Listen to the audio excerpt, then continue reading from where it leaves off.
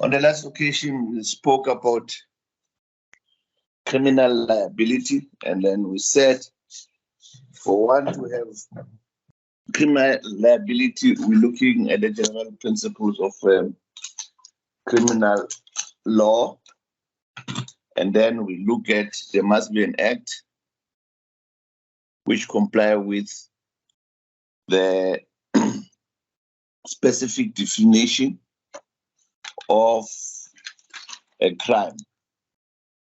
Also indicated to you that there are specific ways to look at it. We start first with the conduct, and then we look if ever that conduct comply with the definitional elements of a crime. If it complies with the definitional elements of a crime, we also look whether that conduct was it lawful or unlawful. If it was lawful, then we go to the next stage, which is culpability. Now, I also indicated to you that most of these principles come from case law. And also indicated the importance of case law, that it is very, very important to deal with the case law. I requested you also to go and study a number of cases, 4 of them. Mshumba, 1, Masia,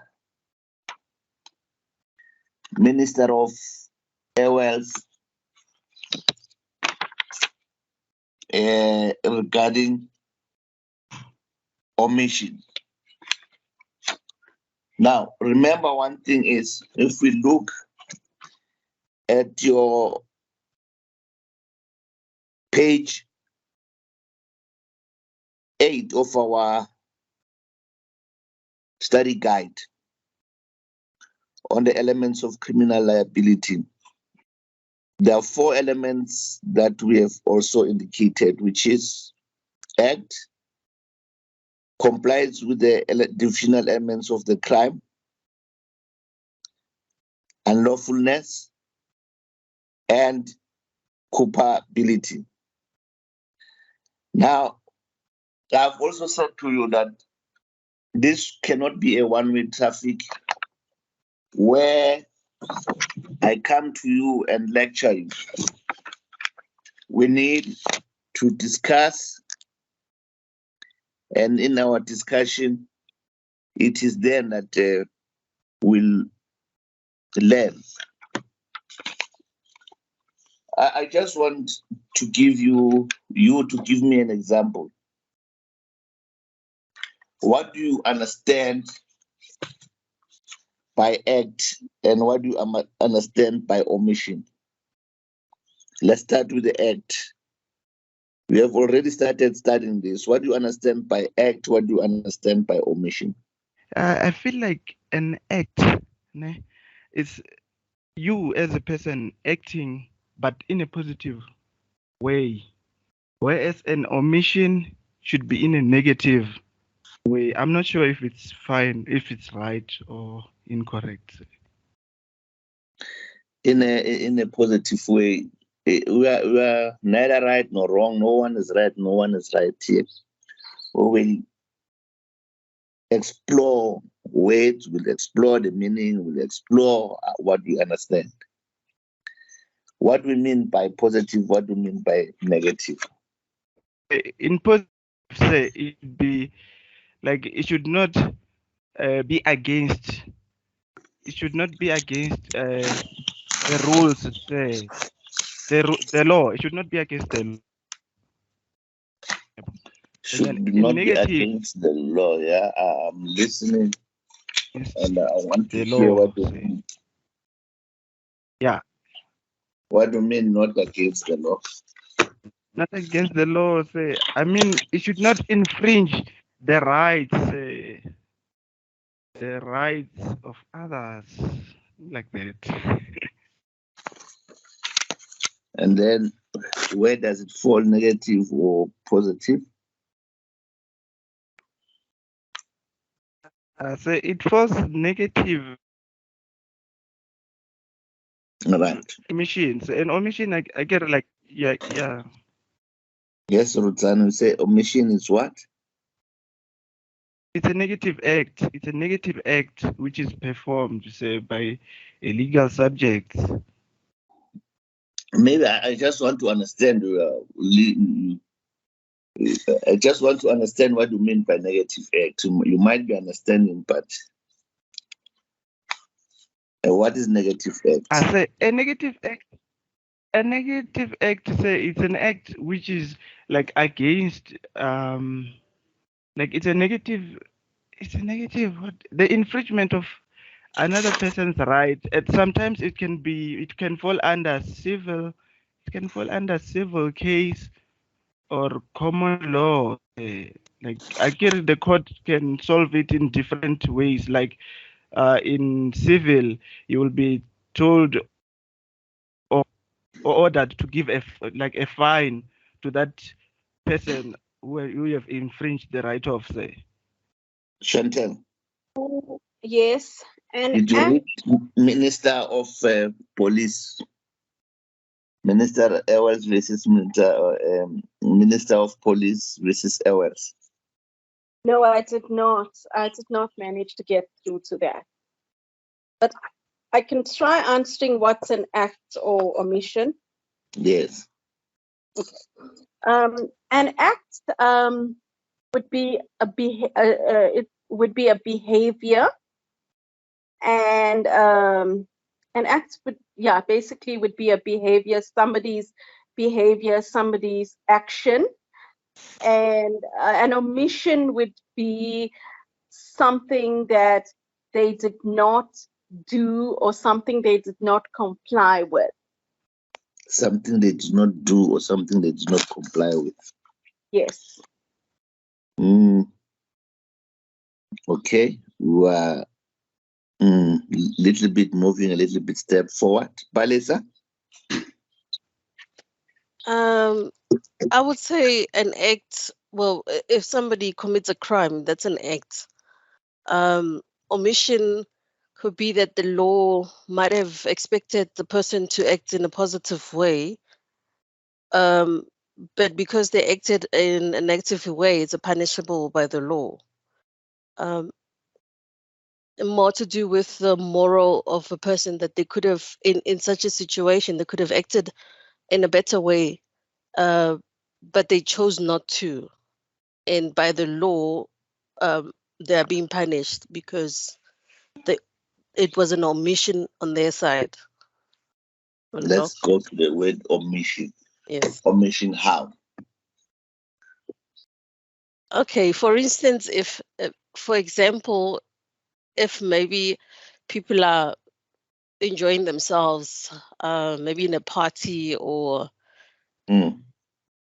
maybe there's a pool party, and then maybe someone drowns and the other person is just staring at them, not doing anything to actually help the person from dying or drowning. So the person omitted to act in a positive way, not necessarily saying that the person is has committed a crime, but could have prevented the events that transpired after that, like the person drowning and dying. So that person will not be committing a crime. There's no act on their part because they didn't cause the person to drown, but they could have acted positively. That's where omission comes in. They could have prevented or helped the situation. All right. Let's explain it like this. For an act, for you to be criminally liable, the act must be voluntarily. That means there shouldn't be external forces that makes you to act. You must act voluntarily, willingly. First, we are specifically talking about an act, not omission. Right. You must have done the thing voluntarily. For example, if we're sitting in a shopping, I take a knife and I stab someone. That is a voluntary act. 2, if ever there are certain circumstances surrounding my act. For example, if someone takes my hand or force me to stab someone, say, if you don't stab this person, I'm going to shoot you. You are not acting voluntarily. You are forced to act in such a way. Therefore, it cannot be, that action cannot amount to voluntarily act. That is the first thing that you must know, that your conduct must be voluntarily. If ever you are not acting voluntarily, you must know that that act, you are not acting, you don't carry any criminal liability. 2, we said we act or we do not act. There are certain circumstances where we are required to act. But those actions, we must have a legal duty to act positively in order for us to be criminally liable. For example, that we have been given here is neither a child falls into a swimming pool and Puselote can swim and he can save the child. He says, no, it's not me who pushed the child into the swimming pool. If ever she can save the child, she has a legal duty. Underline the word legal duty to act. If ever she failed to act while there is a legal duty, then her action will amount to criminal liability. Now, those two that you must get into mind. 1, on the act itself, where you must act, there's an action that we have done. The act must be voluntarily. 2, on omission, there must be a legal duty for you to act positively. Right. The second one, I am going through last week. I said last time on the week before last, I introduced you to the whole scope of the work. Now we're going to go through each and every one so that you understand what is happening. 2, compliance with the definitional elements of the crime. What do we mean by that? That we must comply with definitional elements of the crime. We touched on it last time, now we are revising it. What do we mean when we say that? What is the definitional elements of a crime? So the example would be given here would be, let's say, as per the study guide as well, the robbery. robbery, right? It's the violent removal, or even theft. You know, it's actually taking something away from somebody. So basically, the crime, it must also, like even, for example, theft. It would be where the crime that's committed has to define the action, basically.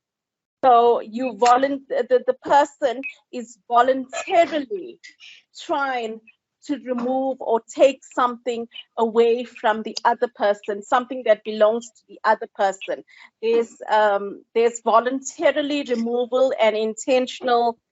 There's intentional removal. You want to deprive the other person of the pen or whatever it is. What would be the difference here between compliance with the definitional elements of the crime and the general principles to be criminally liable with the general principles? So therefore, the definitional elements of the crime would be it covers the definition of the crime. So basically, if it's robbery, if it's theft, if it's fraud, the act should actually cover that. Where, like, for example, let's say if it's theft, then it would be the voluntary, where you voluntarily take something away. You voluntarily want to take you something acted away voluntarily. Sorry? You acted voluntarily by taking somebody Yes, you want to deprive assets. the other person of their possession. So basically that's So so basically it would include the definition of the crime where, like for theft, you would voluntarily want to deprive the other person of their possession. Permanently. Yes, permanently, with no intention of actually giving it back. It's not like where you're borrowing a pen with the intention that I'm borrowing it for the next few seconds and I'm giving it back to you. Also with their permission. Here you like voluntarily depriving them of their possession permanently. Say, my example would be murder, say. Yeah. Murder will be like you have to act first, like you'll have whichever you commit murder, that should be voluntarily. Yeah. Yeah, So what that is murder? Give me definition. Give me definition of murder. Say? Do you know how do we definition define of murder? The process of killing someone. Taking the life of somebody else. Yes. Okay. That would be definitional elements. Right. Thanks. I'm sure now we understand that it differs from the general principles of criminal law. Now, the other one is the act must be unlawful. And anyone, what do we mean by act it's unlawful? Give a practical example. Yes, Leonard, I think the practical example of unlawfulness in this instance, I would say the prison warder, the correctional official, is guarding this prisoner. Then maybe he took this prisoner to court. Then on the way to court, he decided to park the car and maybe do number one. Then after that, the prisoner requested also to get out of the van and do number one. Then as a result of that, this person was not cuffed. He ended up escaping. So it's unlawful because one cannot just park a car on the road and do that because it's not safe to do so. Anything can happen. So he was supposed to drive up until to the court where everything will then be done. So it will be an unlawful act that was committed by the correctional officer there. That's the example that I want to bring to the entire team. Let's say I'm highly pressed to do number one. Okay. I'm highly pressed to do number one. I'm a correctional officer. I stop my van and do number one, because if ever I did not do that, I would have messed myself. And then the prisoner that I'm transporting also requests me to okay, step on the way also and do that. Is that unlawful? Yes, it is unlawful. From your side as correctional officer, okay, you can do that. Ne? But for the prisoner, he's always thinking ahead. He was just taking the situation to manipulate the situation that this person is doing. What did the prisoner do? Let's not let's look at myself now as a driver of that van, being a correctional service. I feel very, very pressed. I need to relieve myself. Okay. Now, if ever I don't relieve myself, well, the law says you cannot do that on this road. Okay. But I stop and do it because I'm pressed. Is my actions unlawful? My act unlawful? Let me give you okay. Let me give you an example, okay? You are a member of parliament, right? You are in parliament. One block in parliament on the right-hand side, there's a women's toilet. On the other side, about, let's say, 1 meter away, not 1 meter, 100 meters away. 100 meters away. There's a male toilet. You are a male. You get out of the meeting highly pressed. And then there's a rule that says you mustn't enter women's toilet. Then you go to that toilet, you relieve yourself. It's contrary to the rules of the, have you broken the law?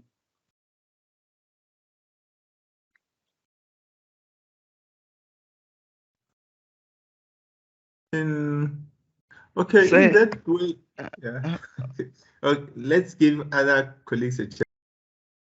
On that one, I would say the law, the action you'll have committed, it's unlawful.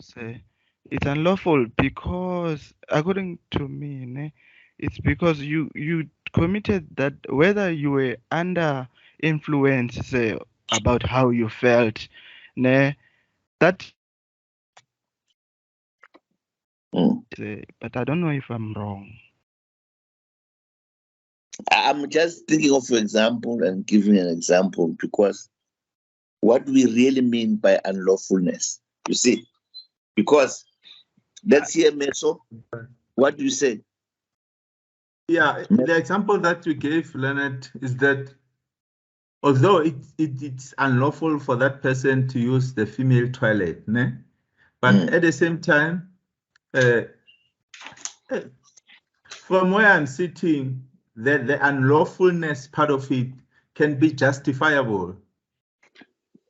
Yeah, in a sense that I checked the distance, 100 meters to where I was, and this one was just closer to me. So I couldn't have made it to 100 meters away from the parliamentary courtroom. Hence, I used that one. So, Palisa, I can see your hand. Let's give you a method to finish off first, then you follow. Yes? yeah, then the unlawfulness part of it, for my side, I would say it's justifiable. It's justifiable. Yes. Right. Right. So, some actions must be contrary to the law. Okay. But at some stage, they might be justifiable. Although they are unlawful, they might be justifiable. You know, for example, that I've given you, that Ruzani gave, to say somebody is stopping under highly pressure to relieve her or himself, even though those actions will be unlawful, but they will be justifiable. Now, Palisa, you were raising your hand? Yes. Oh, okay. I believe that there are laws or rules for a reason, especially when it comes to governing the society. But if there is a reason why there is markings to say this is only for females, this is only for male toilets, because we try not to be in conflict with the constitutional rights when it comes to people's dignity, human dignity. If it's a female toilet and maybe there is another person, a female, sorry, and a male enters the bathroom, it's like a violation of that other person's human dignity, because you're not expected to be there in respect. When it comes to your good morals, you should know that this is a female bathroom, and a few meters or few meters away there is a male bathroom. The person has to actually consider the other person. So that's why there are laws to govern the society, so that people can act in a good moral state. Right. So for me, it's unlawful because already there is violation of other people's rights. Okay. Yeah. I understand. But now let's go to this one then. Okay. Good.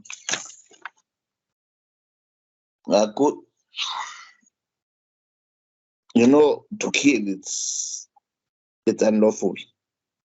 Am I correct, Palace?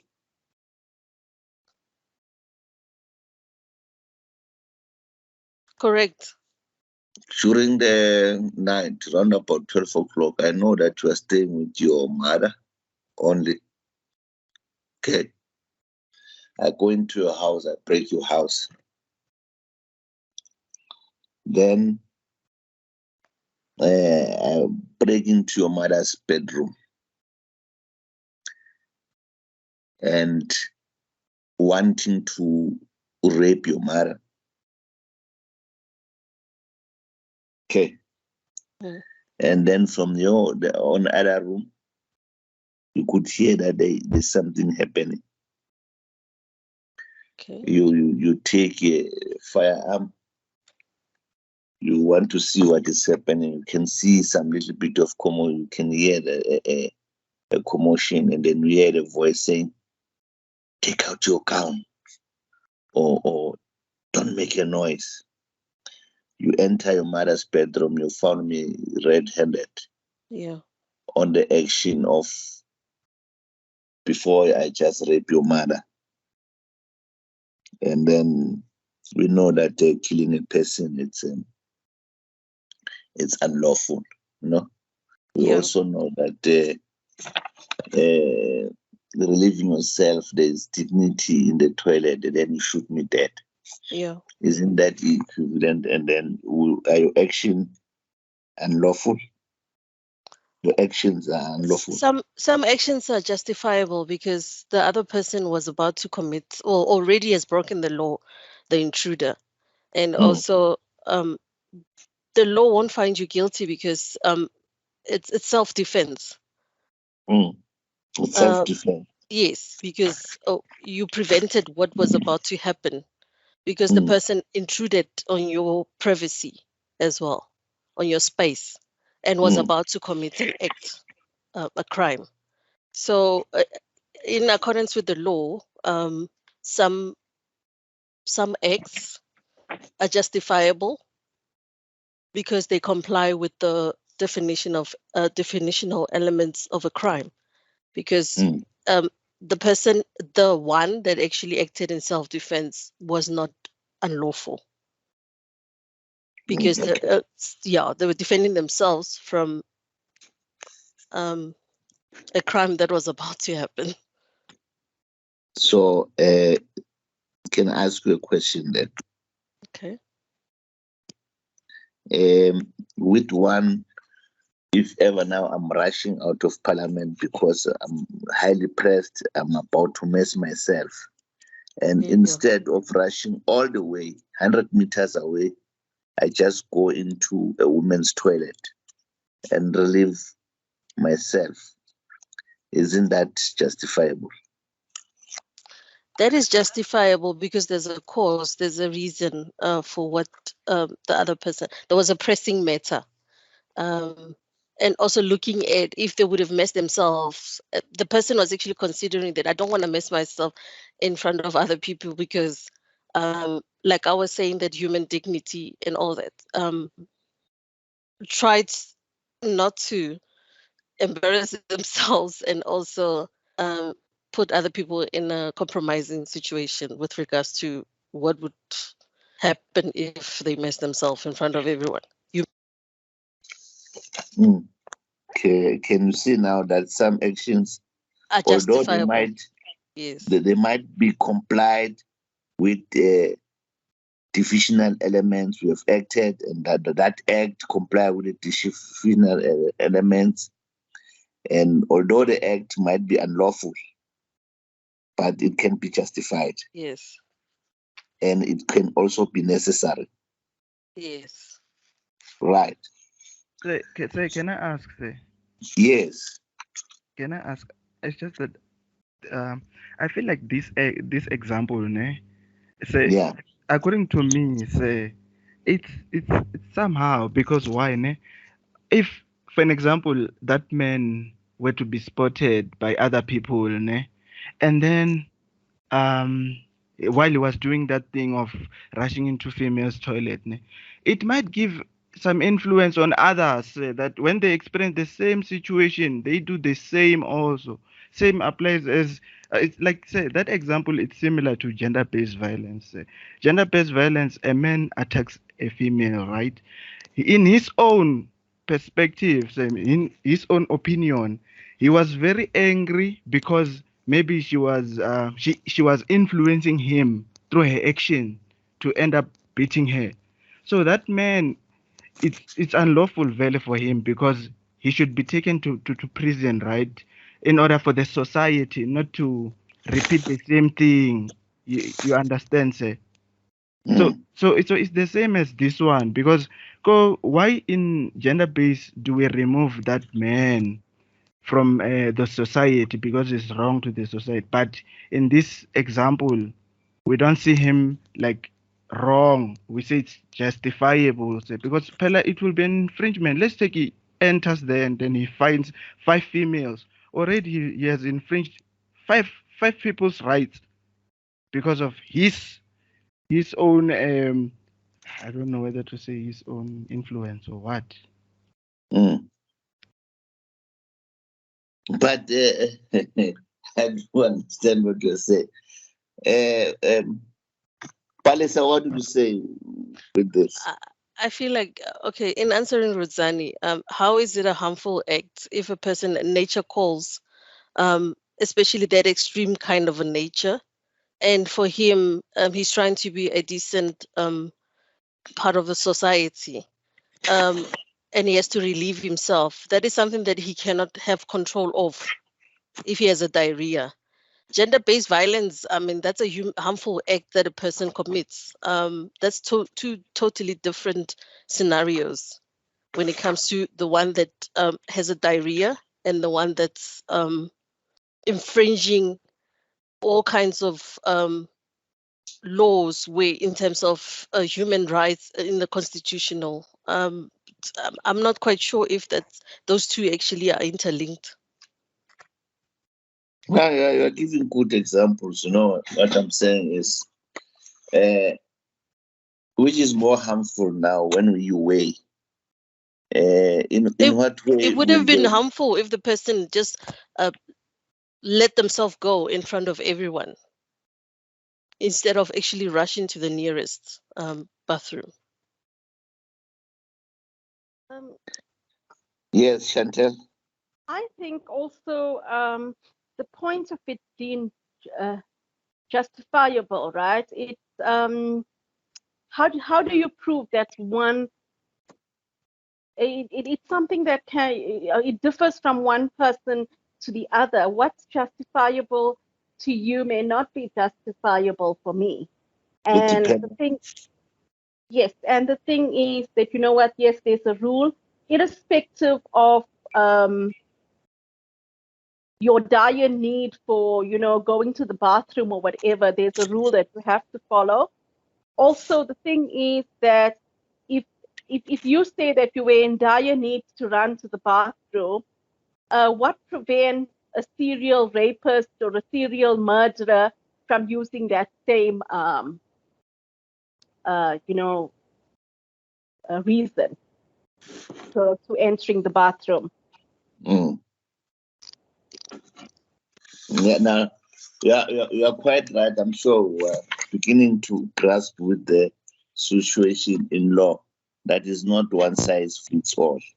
It depends on a situation to situation and one circumstances to another, whether was the act contrary to law or not. Do you understand? But at some stage is acts of out there. For example, if I'm acting out of necessity, even though it's unlawful, the act is unlawful, but it might be justifiable. The last one of this installment will be culpability. Culpability means you act with your own knowledge, or it's either you lack knowledge or you do have that knowledge. Also, what I can decide that is you act with capacity, meaning fully aware of what you are doing. That means the mental abilities, you have the mental abilities. And when you are aware what you are doing, and then you act in accordance to your knowledge. But let's hear anyone, what do you understand by culpability? Meso, you might not be right, you might not be wrong, but we'll discuss it so that we understand what is happening, because what now follows, it's quite the discussion of each and every act. What do you understand by culpability? Culpability, I would say,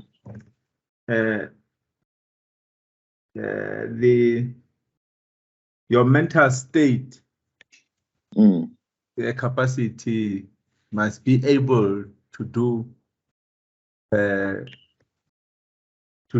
that particular crime. Ne? Yeah, and one other thing, once your mental capacity knows exactly this is right, this is wrong, and you continue doing the wrong thing, obviously, you'll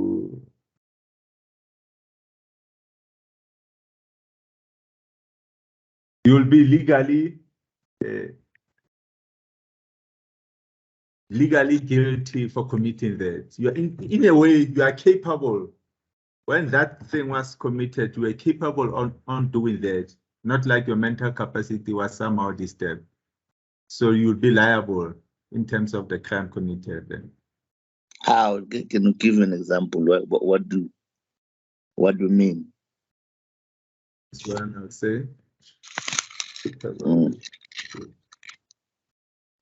Let's say to somebody says to you, you have a criminal capacity. To you, the word criminal capacity, say Meso has a criminal capacity. What does it mean? Or what does she mean? So the other one has a criminal capacity.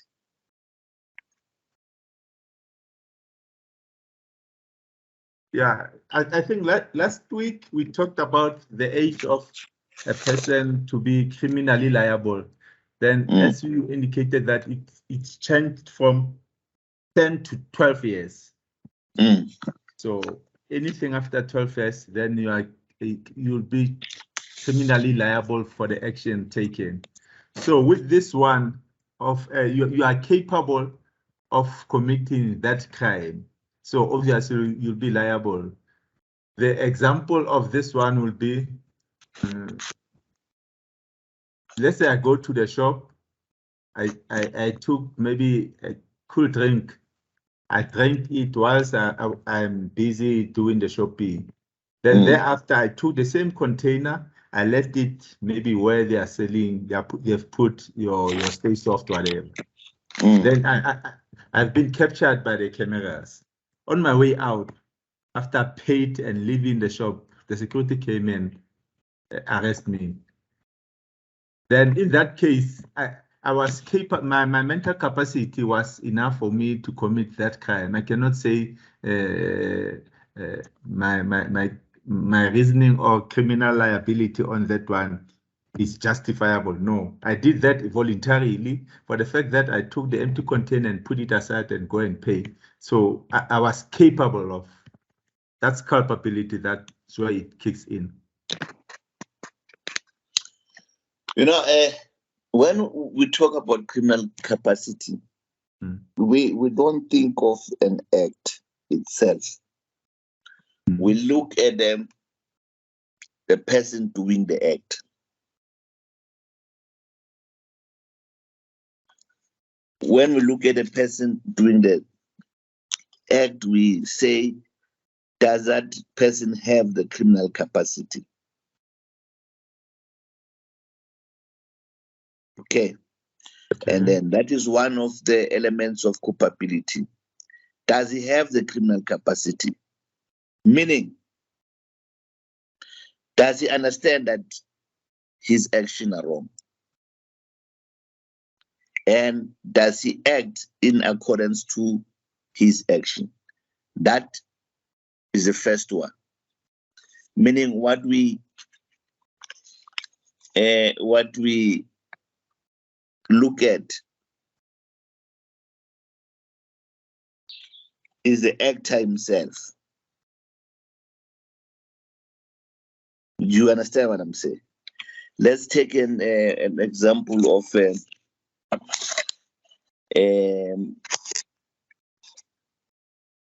example that you gave. A correctional service person, right? He knows that the place is forbidden, that you cannot do this thing, number one, on this place. And then he stopped the van. He's not highly pressed. And he goes and do his thing. And then he's transporting maybe a mentally ill person. A mentally ill person sees what the police officer is doing. Right? Let's not there is a mentally ill person in town, right downtown. what is Commissioner Street? I haven't been on Market Street or President Street. He does number 2 in front of everybody sees. But that person, is it allowed to do number 2 openly where everybody sees you? No, it's not allowed. And it does it. Was the act done? Yes. Does it qualify with the specific definitional of elements? Yeah. Then the statutory crime will say you mustn't do that in public in whatever. Yes. Was the act unlawful? Yes. Then we go now to the actor himself. Does the actor have the criminal capacity? No, he doesn't have. He cannot appreciate the wrongfulness of his act. And then he cannot act in accordance with such appreciation. That means he doesn't know what he's doing because he hasn't got criminal capacity. He's a mentally ill person. The second requirement will be whether that person acted intentionally or negligently. Palisa, can you help us what you understand by intention and negligently? What do you understand? I'm not saying you know, just to keep us going with the discussion. What do you understand? When a person said he negligently did this, or he intentionally did this. Being fully aware of your actions and knowing that it's wrong and doing it anyway. And then, what is it? Is it that negligent? Yes. And then intentionally? Intentionally. Premeditated, knowingly that you planned that you're going to do this.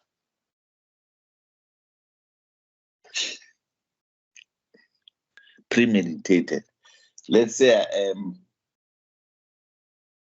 assault. It's a crime, isn't it? Assault, yes. And lawful intentionally assaulting someone. Okay. Yeah. Then you pass by me. You trample on my toes, and immediately I slap you. Is that premeditated? It's not premeditated because you couldn't foresee that that's what's going to happen. But did I have intention to slap you? I give you Yes, because you acted out of that situation.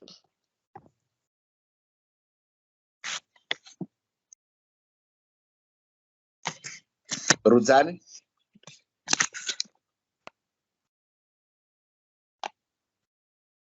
What's the question, sir? What's the question? What's the difference between intention and negligence? Negligence is being ignorant, being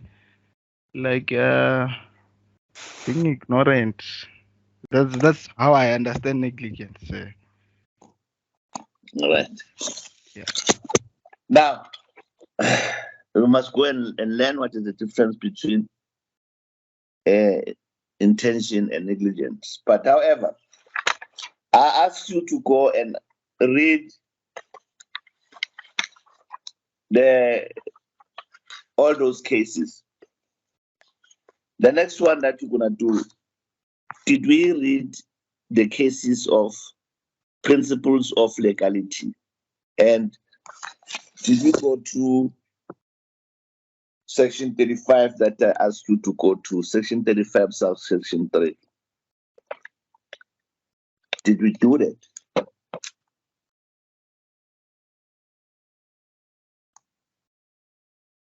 Anyone?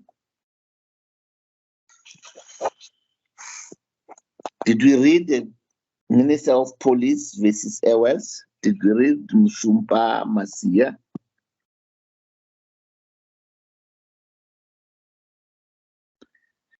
Pali started to read.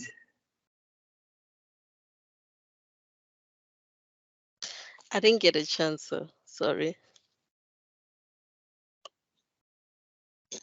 Rodzani. So I managed to read the one of Masi. I'll be with you. Yes, yes. I managed to read the one of Masi. Yes. Yeah. As for the Minister of Police, that one I didn't manage. That one is complicated. Which one? The one of Minister Van Police versus Ewells. Yeah. It was a bit tricky for me. All right. Did you still remember what? How do we read case law, and what is the reason of going through the case law?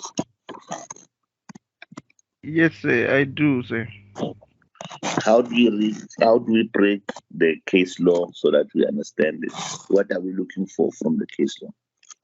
We're looking for whether how they managed to solve a situation, say, which we might be encountering now in this exact moment.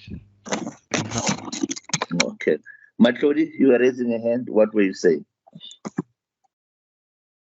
Hello, sir.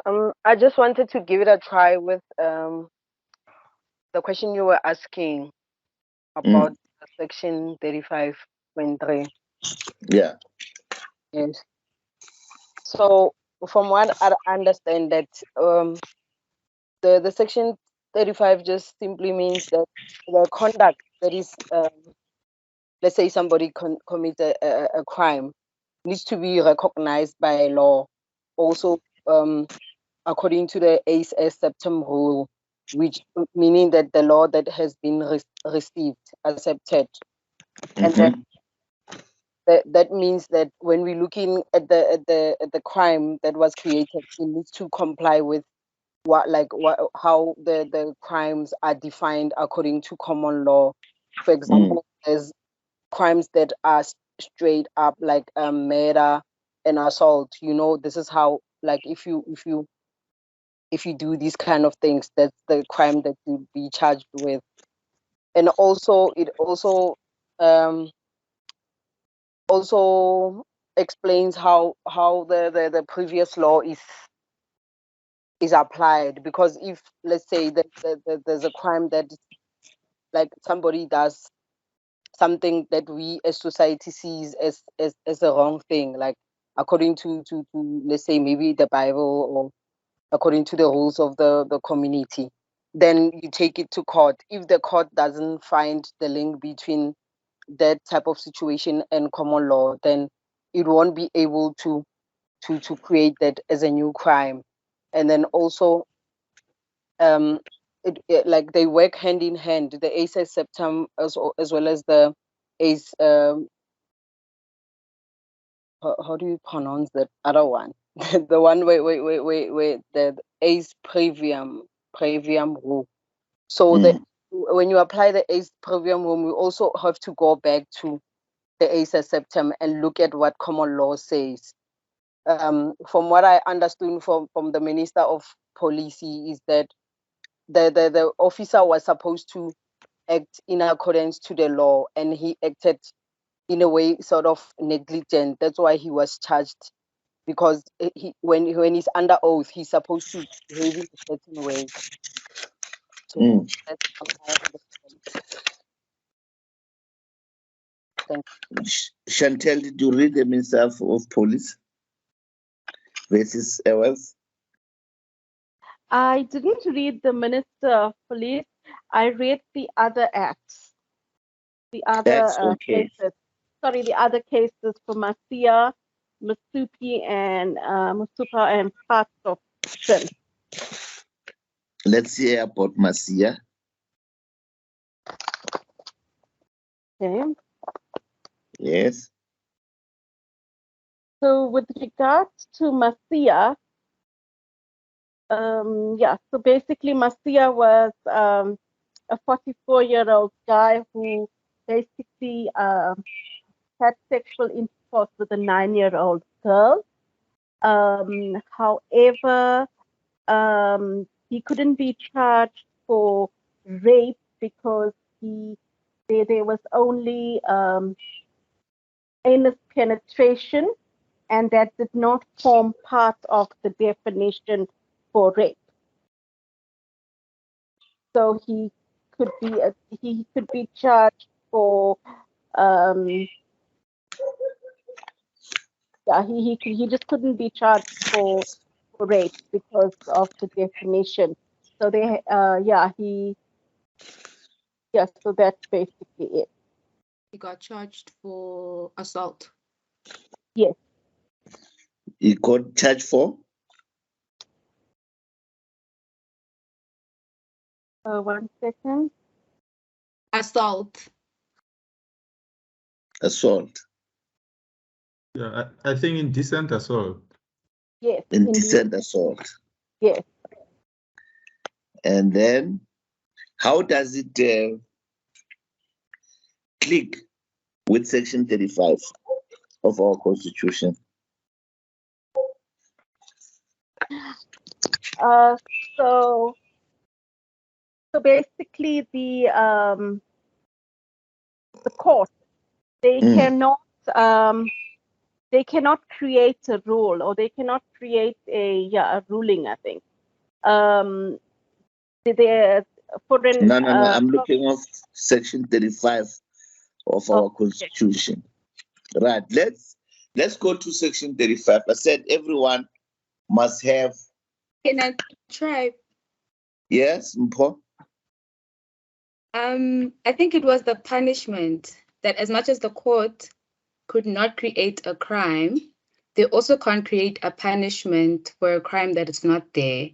So in the Masia case, like as Chantal said, that because sexual penetration in the anus or anum was not part of the definition of rape, Masia had to be charged on the indecent assault and the crime and the punishment attached to that crime. So I think Section 35N contains the provision that Section 35? 35N. 35N. 35(3)(n), sorry. Oh, 35 subsection 3N. Subsection 3N says, to the benefit of the least severe of the prescribed punishments, if the prescribed punishment for the offense has been changed between the time of the offense was committed and the time of sentencing, meaning that only the prescribed punishments at the time that Masia committed the crime could be attached to his penalty or sanction, rather, I think. Are we dealing here with, in Masia, with punishment, or are we dealing with a crime? M. N for Nelly. Ius praeviam, or which one are you referring to? So I'm referring to praeviam, and I'm also referring to the Nala.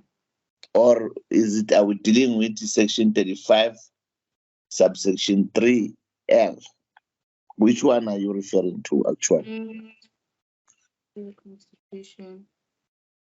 Okay, so with the Masia case, I first deal with the praeviam, which is that he was supposed to be charged with a crime performed at the time that the crime was committed.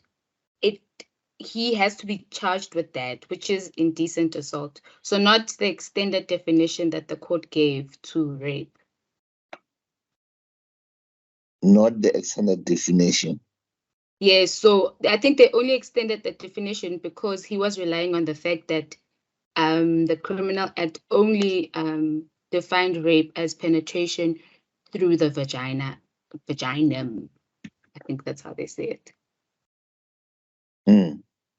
So he had to so he could only be charged for the crime that was, he could only be charged for the kind of act that was performed and recognized at the time of its commission. So the court couldn't charge him. So now if we go to the punishment, they couldn't charge him on the new definition. I think that's when they talk about it prospectively and not retrospectively. So they couldn't go back in time and say, now that we're saying that rape has been extended to the definition of sexual penetration through the anus, obviously non-consensual, then this is what we're charging him with. Yes, is somebody wants to Chantel, yes. So basically they say here under it's under 35, section 35.3 of the Constitution to retrospectively apply a new law, such as section 92(1)(a) during the course of the trial, and thereby to expose an accused person to a more severe sentence, undermines the rule of law and violates an accused person's right to a fair trial. So we're dealing with section 35, subsection 3 at this moment. Why do we think this section, what does it protect? Can you give me an example now of this week of a court decision that it will have the bearing on section 35, section 3? Okay, for this one, if you check your section 35, subsection 3, then right on top there, it says every accused person has the right to a fair trial, which includes all those A up until to N. So with this one, the example that that transpired this week is the suspension of the PP, public protector, by number 1. Yeah. So on when they take it to the upper court, it came to the attention of judges that the suspension by the president to public protector, it was invalid. Yeah, because there were some. Why do we really have to have the principles of legality?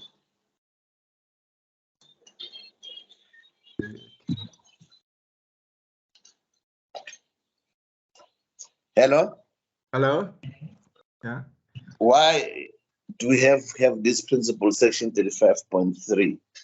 And why do we have to have this principle of legality where the state says an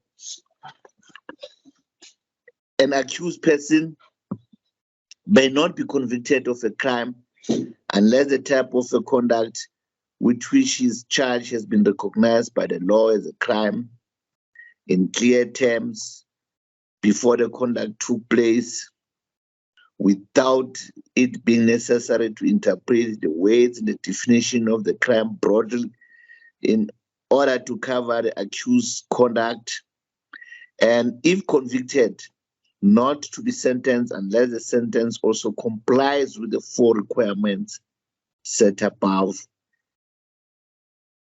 Now, how would you refer to the court on yesterday, the court's ruling by the Western Cape High Court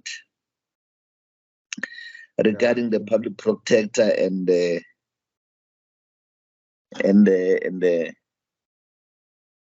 president?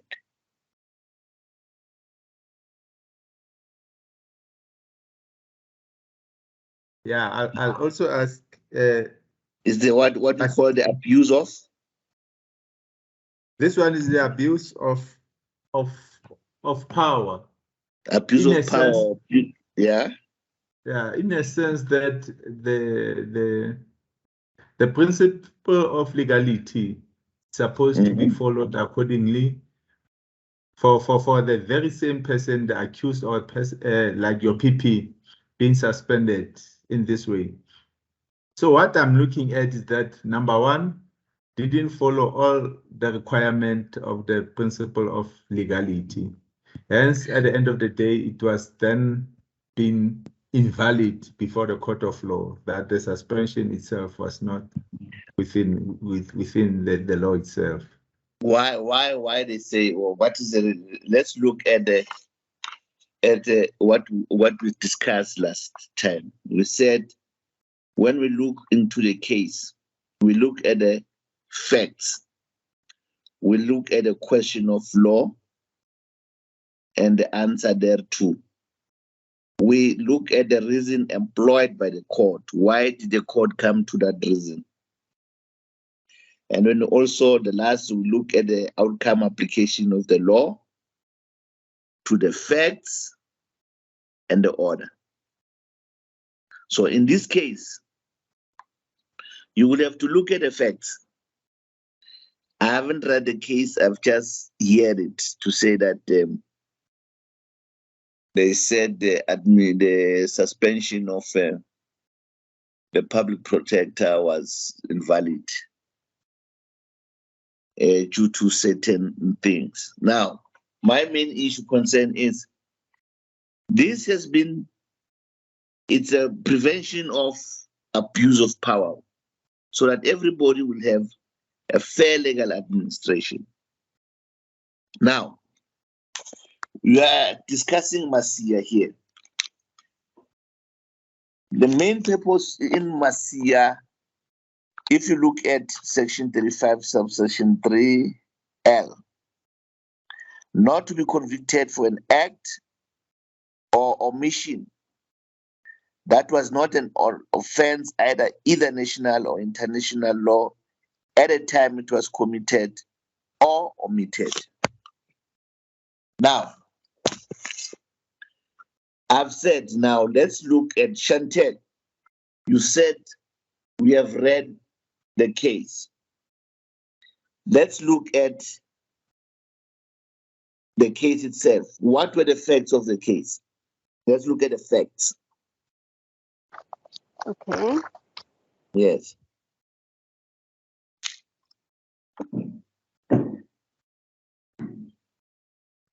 Are you with me, Chantel? Yes, I am with you. Okay. So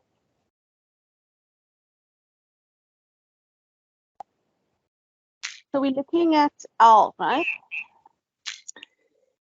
We are looking at the facts of Masia's case.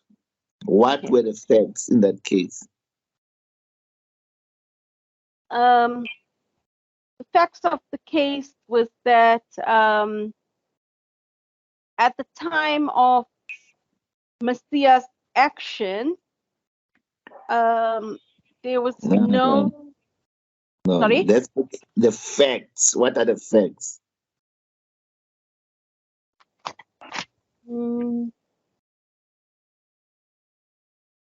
So there was no law that stated. Tell me what were the facts. Facts. What was the facts? What was not in contention, but what were the facts?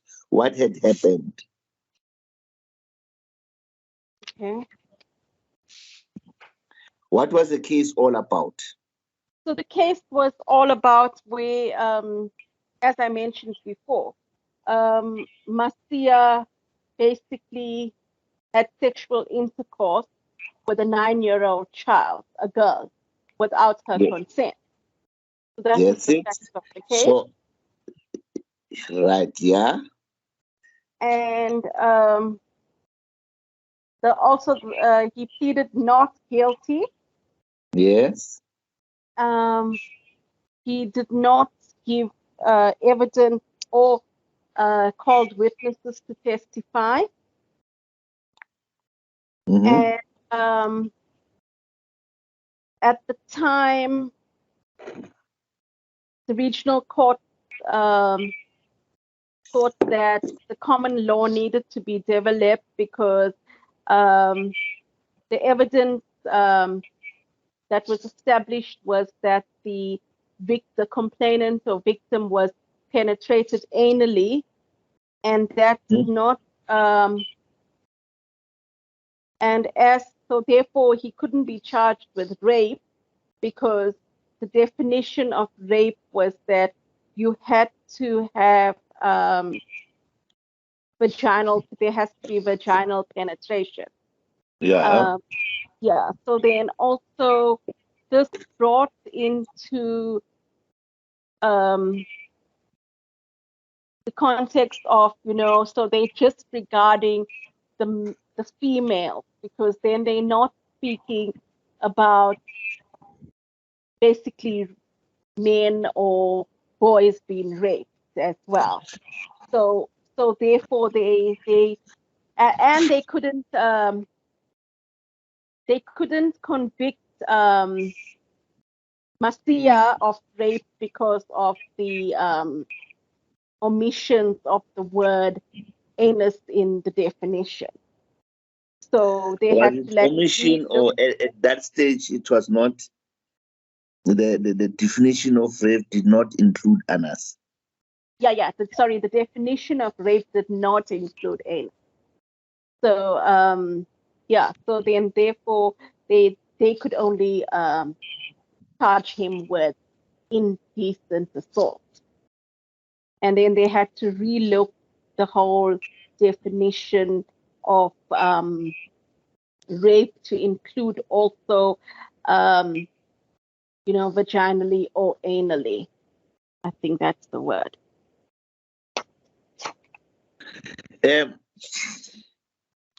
When we look at we said these are the facts of the case. Yes. What happened there is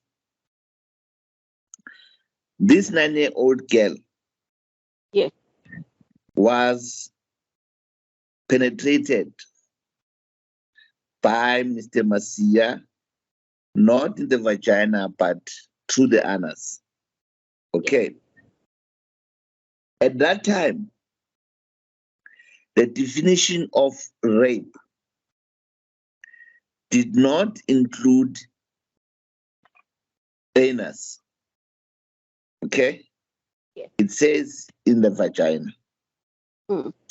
But there was, I'm not talking to you, Chantel, alone, I'm talking to the whole class, okay? And then that was a common law crime of rape, to say penetration, unlawful and intentional penetration of a vagina, this and this and this and this. But now, the question is,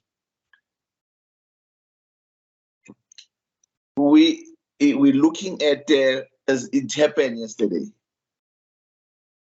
anything that is not constitutional must be endorsed by the Constitutional Court, Section 172, subsection 2. The other courts don't have that competency to do that. So,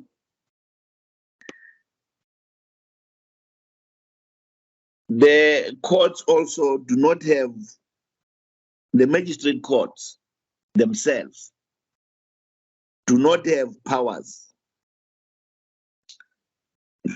to amend the law.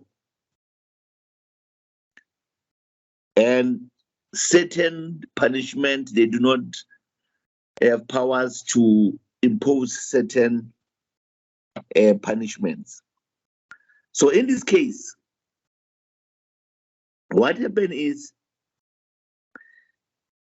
the magistrate court, which in this case would be a regional court, they said no.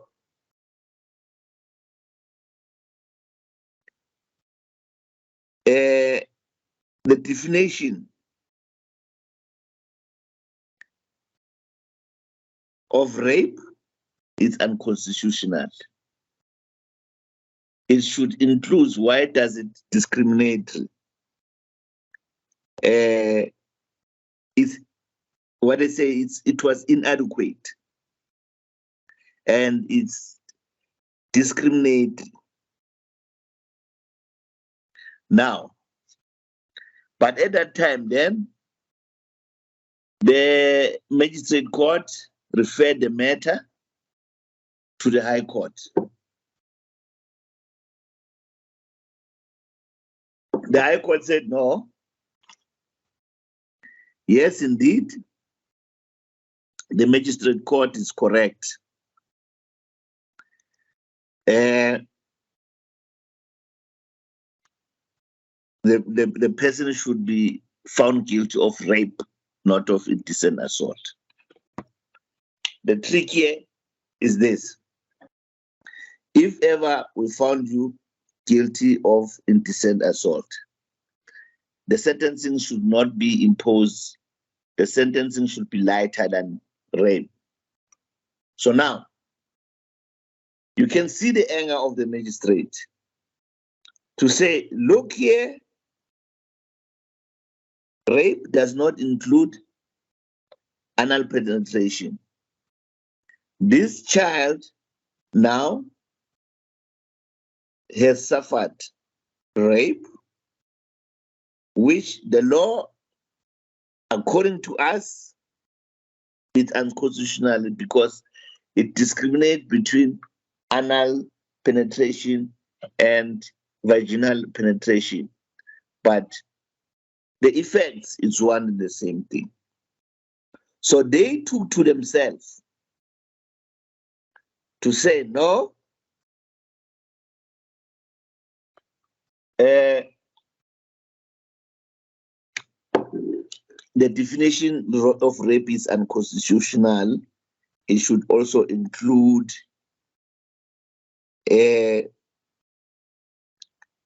not only vagina, but also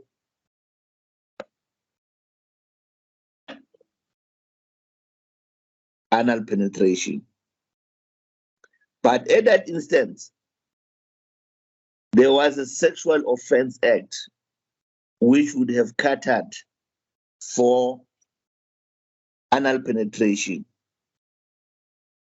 Then both the High Court and the Magistrate Court, they took to themselves to say that the common law definition of rape is wrong. And Mr. Msia and his lawyer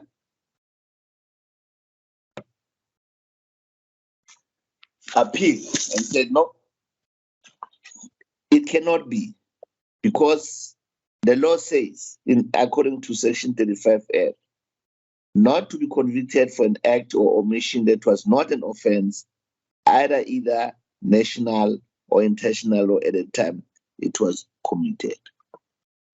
Then it had to go to the Constitutional Court. The Constitutional Court, they had to answer the question of law, whether what has been done by both the High Court and the Magistrate Court was correct. The results came back and says, no. Section 35, subsection L, has to be adhered to.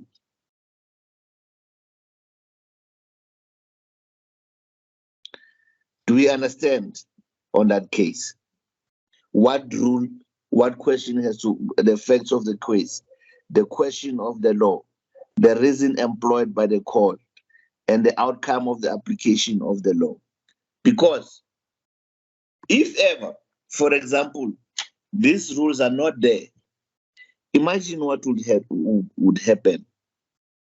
And it is happening at this moment. That is why we see people marching up and down. Because once people are in power, they can abuse that power absolutely. They cannot be held accountable.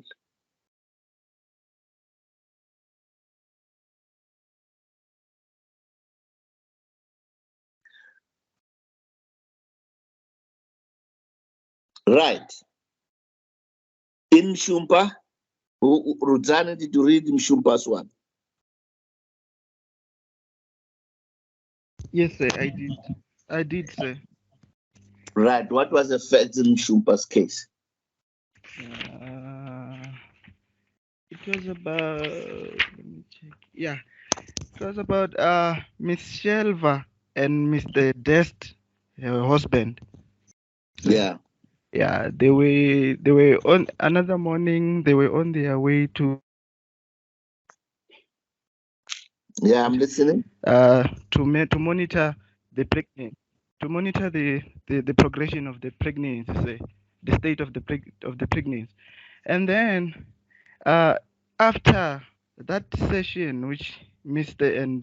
and this Mrs. had with that gynecologist, to say, on their way in their car, while they were planning to return home, Mr. Mshumba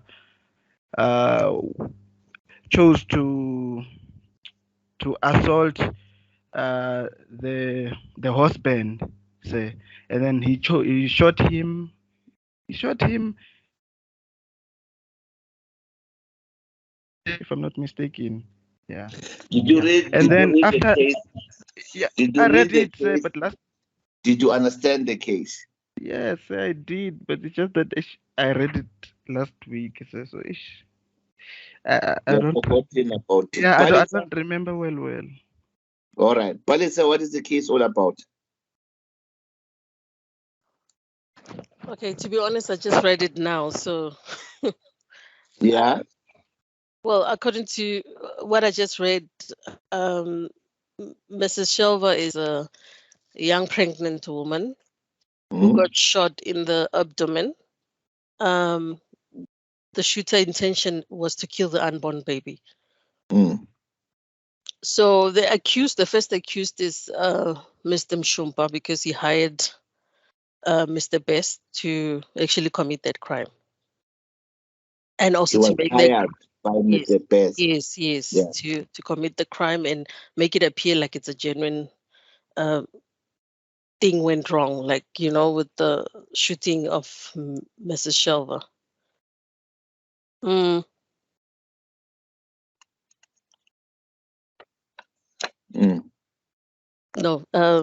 Mr. Mshumpa is the one that's hired by Mr. Best. So Mr. Mshumpa is supposed to shoot the young pregnant woman, and also to shoot Mr. Best to make it seem like it's genuine, like maybe it's a crime of hijacking or whatever, to make it look genuine. So Mr. Best, we're not moving. We are rounding on the same thing again. Yeah, because anyone I'm read the case? Anyone wants to follow? Yes. So basically, what happened was the pregnant mother, she was shot twice in the abdomen. This resulted in the baby actually being stillborn. Yes. And with regards to the court, they could charge Mshumpa with attempted bodily harm and attempted, I think, murder, but they couldn't charge him for killing of the unborn child because there was no law for killing of an unborn child. The child has to be, the child has to be alive, basically, in order to be charged with murder of the child. Yeah. Yeah. So there was no law ruling like that, and so therefore he could not be charged with that. And then they also brought in that case, they also brought in the Masia case, because the Masia case didn't have the ruling of rape, so the person could not be charged with rape. Likewise, there's no murder, killing of an unborn child. It could not constitute to the the crime of murder. Yeah. Right, then let's look at the. I'm repeating again. Okay, all these principles come from case law. Okay, some of them, the principles are made. There are principles that are made directly from common law, others case law, others statutory law. But 90% of them, you will find them in the case law. Now, in this instance, I'm going to give this is Mr. Pester. Mr. Not Pester, Pest. Okay. David Pest got a pregnant girlfriend. He's the baby's father. Now, he goes to Mr. Mshumpa and says to Mr. Mshumpa, look, I want you to kill the unborn baby. I don't want the unborn baby. Right? But in order to do that, you must shoot my girlfriend in the stomach so that the baby will die. The intention is to kill the unborn child. But if you kill the unborn child, who would you shoot? The mother. But also do me a favor so that it will look as genuine crime.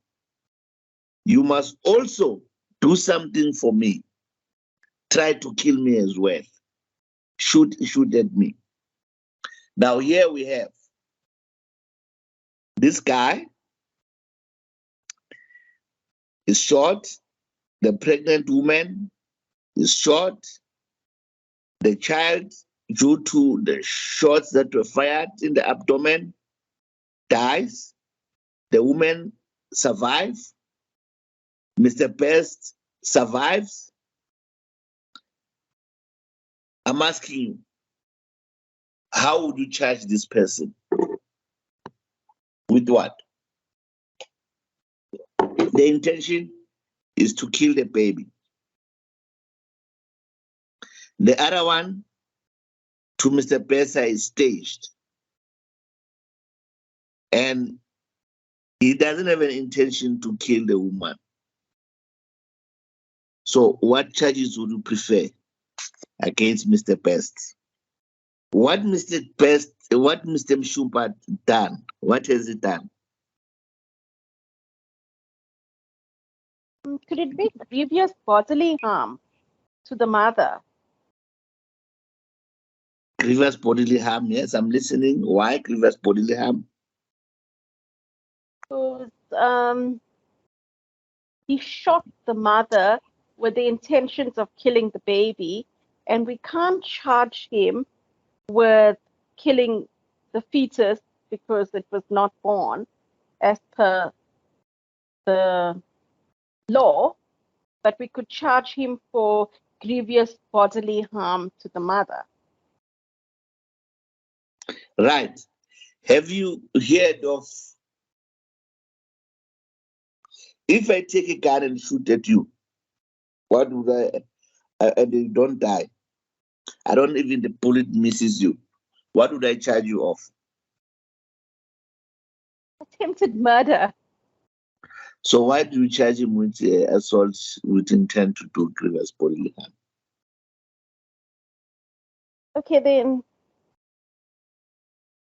because in this situation, he didn't attempt to kill the mother. He had no intentions of killing the mother. He had the intentions of killing the fetus. And there's no law that can charge him for killing the fetus. We can only charge him for harming the mother. And then what else would you charge him with? I'm listening. I'm just chewing some. I'm just thinking of something that we are saying, but we're trying very hard. I'm glad. You can charge him with assault. For what? To the woman, the pregnant woman. Charge him with assault. Yeah, you could charge him with grievous bodily harm or assault, but you can't charge him with the crime of murder because there was no law. That's basically it. There was no law that was around at the time. Who are you going to charge? How many people are you going to charge here? I'm going to charge Beth, and I'm going to charge Machupa. What are you charging Beth with?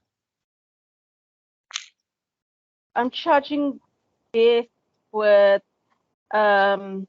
because he staged he orchestrated or staged the hijacking, and I'm going to charge him with also assault or previous bodily harm. I don't know, because I can't charge him with murder. Why? Because the baby was not born. There's no law that says you can charge him with murder because the child was still in the womb. And there's also no guarantee, even though they went to the gynae in the morning and they was stopped, the gynae would have said that, the baby would have survived and all of that. That cannot be guaranteed. So there's no law against that, but he did cause harm to the mother of the child. Let's get this thing straight, okay? Look here. We haven't touched there are three types of intentions. There is direct intention, there is indirect intention, there is also dolus eventualis. Now, in this case, even though I'm intending to kill the baby, but what is Mr. Mshumba saying is, I want to kill the baby, but I'm aware that to kill the baby, I must shoot at Miss Shelva, the girlfriend of David Best. So now I reconcile myself with whatever happens will happen. I'm intending to kill the baby, but at the same time, I'm that in order for me to kill the baby's mother might as well go, might as well die. So what I'm saying now is, come it what it may, this is my intention at this. Now, I foresaw that this might happen. If it dies, what charge would you still not gonna charge him? Let's say Shelva dies, the baby dies. What were you going to charge Mshumba with? Murder for the pregnant mother. Murder of the pregnant mother, yeah. But now, if ever Mshumba did not have an intention to kill the mother, but why do you charge him with murder?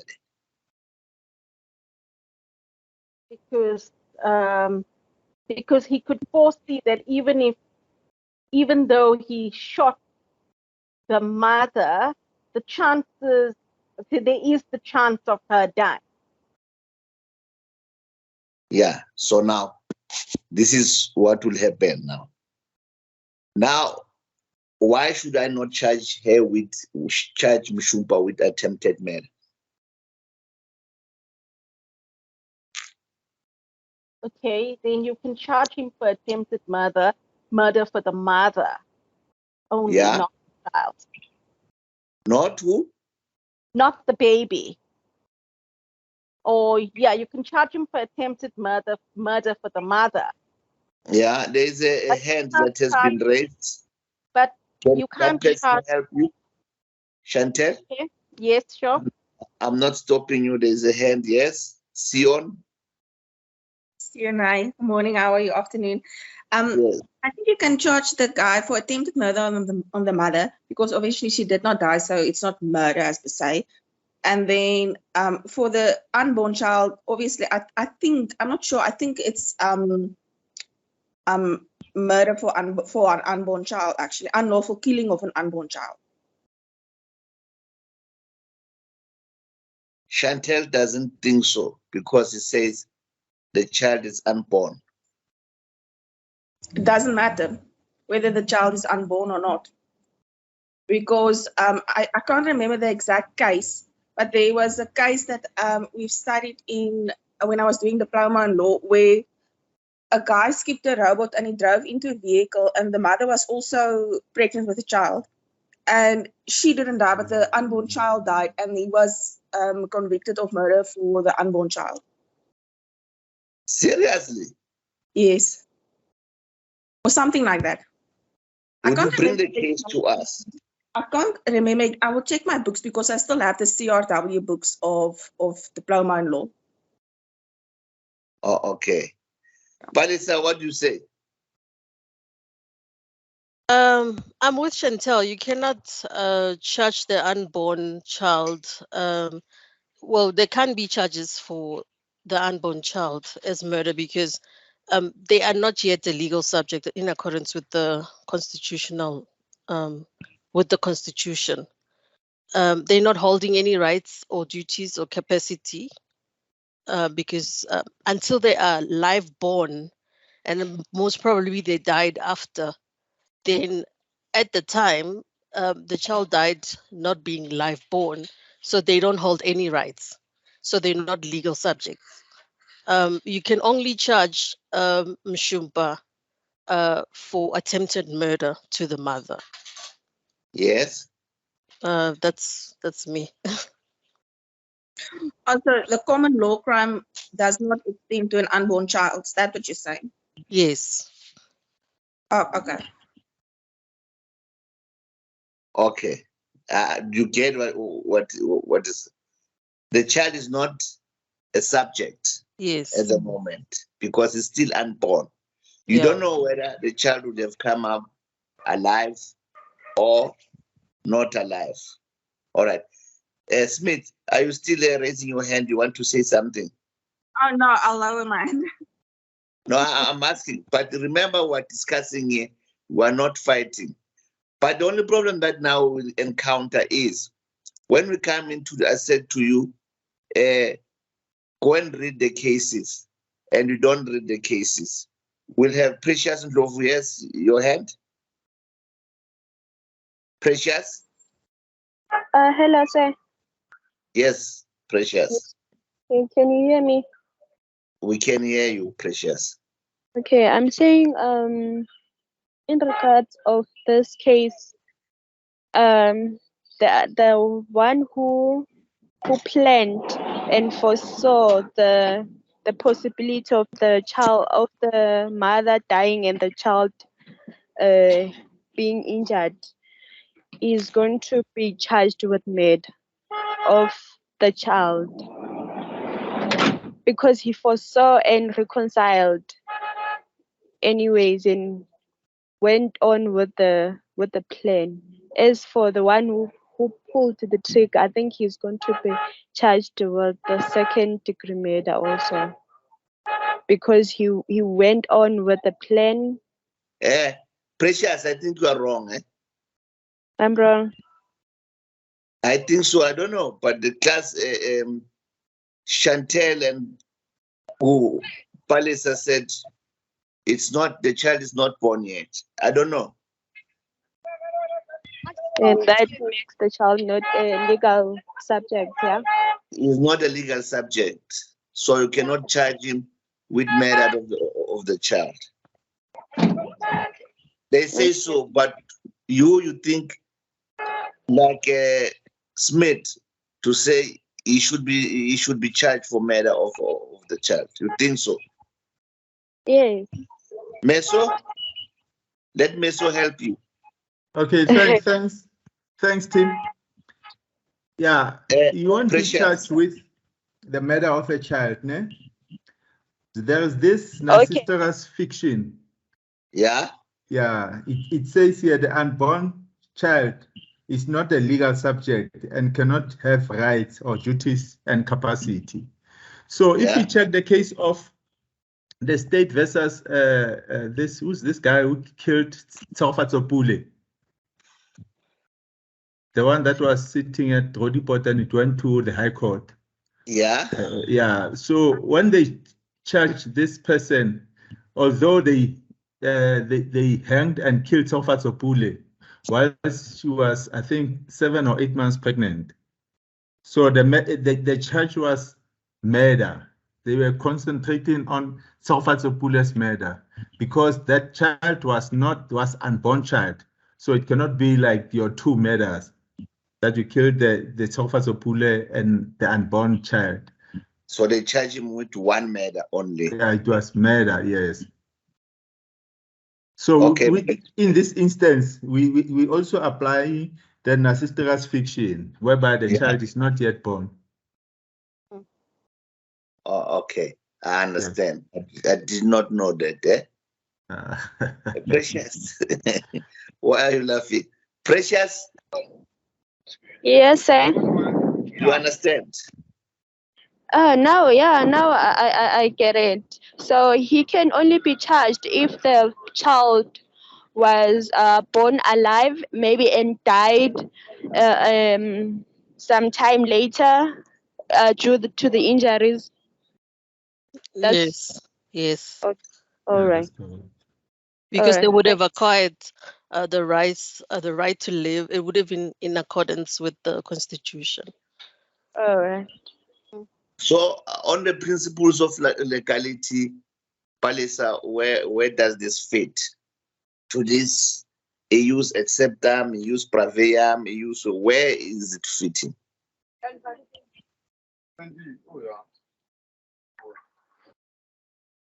Sorry, repeat the question again. What I'm saying is, on the principles of legality, with the narcissistrous fiction, as Meso have told us, where is this narcissistrous fitting on the principles of legality? I would assume that it boils down to Section 35, subsection 3, L, that they are protected by the fact that they have a right to a fair trial, and one cannot be convicted of an act or an offense that is in accordance to the criminal offense. Meso? Hemingway? Yeah, I'm grasping and I'm craving. I'll respond in due course. Because I see you are raising your hand. Wow. Okay, let me just drop it. Sorry. Okay. So I think Let me drop it. accept them. It's? Accept them. What does it say? A court may find an accused guilty of a crime only if the kind of act performed is recognized by the law as a crime. In other words, the court itself may not create a law, a crime. This is the acceptum rule. Use acceptum rule. Yes. Anybody who differs from Chantel, very good Chantel. Anyone who disagrees with him? Yeah, no, I concur with him. Precious?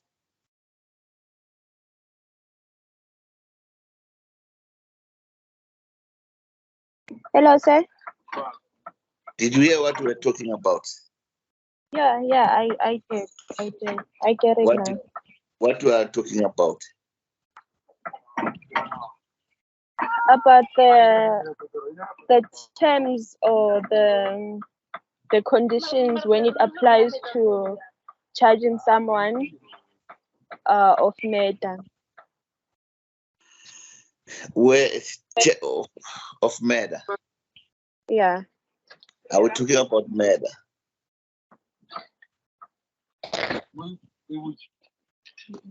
Yeah. I didn't get it. Are we talking about murder? Seriously? Sir, can I ask, sir? Yes. Will Rodzani? will Mr. Best be accused also of attempted murder? I'm asking you, what do you say? What do you think? Sir, I think so, but it's just that I'm asking if it's correct, sir. I'm listening. What you say? Let's give me examples.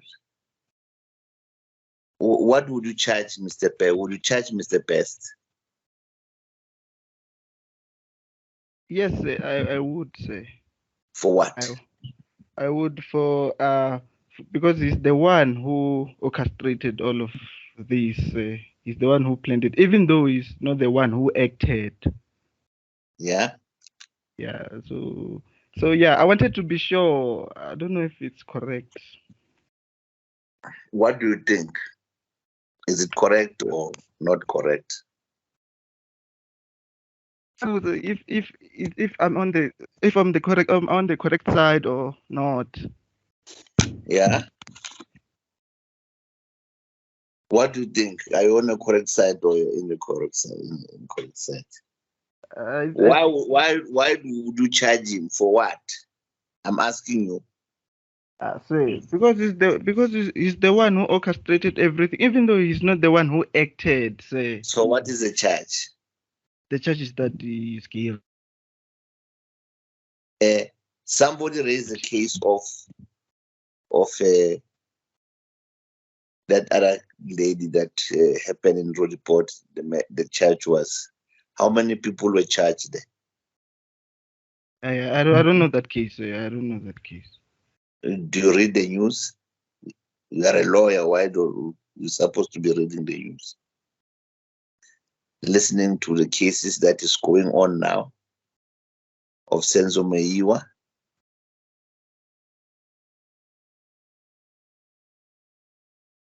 Meso? Hemingway?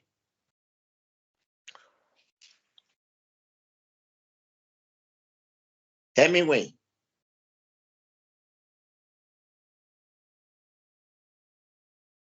Right. Let's try this and see if ever we. Yeah. Hemingway. How many people were charged in that case that you raised, the road report one? The Palisa case.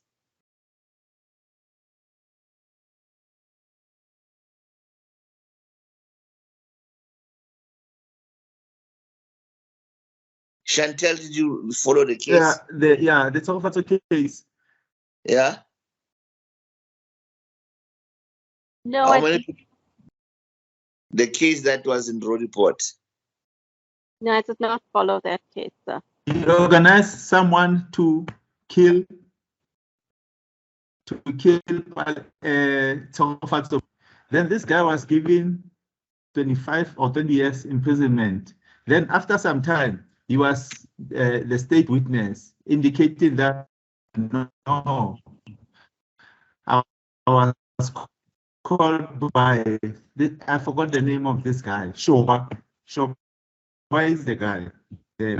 When they wasn't it the uncle he was that sentenced actually for conspiracy to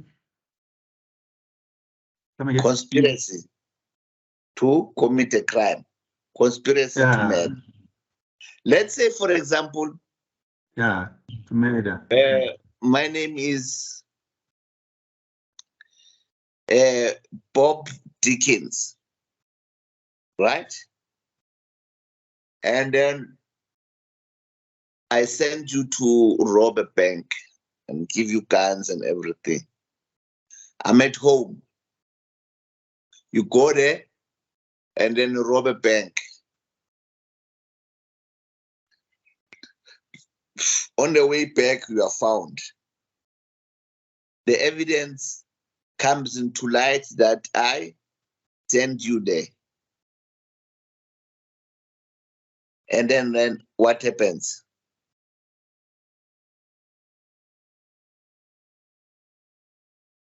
Should I be charged? Even though I did not rob a bank? Yes, Yeah, because you're an accomplice. then you will be charged. Should I be charged? Yes, because you're an accomplice. I'm an accomplice. Yes. You're the mastermind. Yeah. Yes, you will be charged. It will then be conspiracy to robbery. Yeah. Did you, now I'm asking you, did you read the Mshumpa case? To robbery. I only read the Masiya. I didn't get a chance to read them super. But it's so interesting. I'll go through it after our session. You see, that is a problem now. If ever I'm saying to you, for this thing to be smooth, remember we've got so much limited time to go through this work.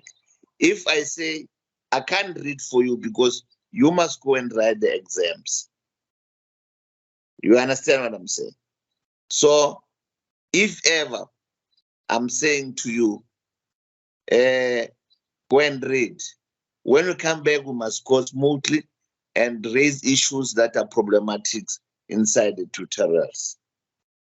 Right? So that we move very, very fast. What I want you to do for next week, go and read those cases.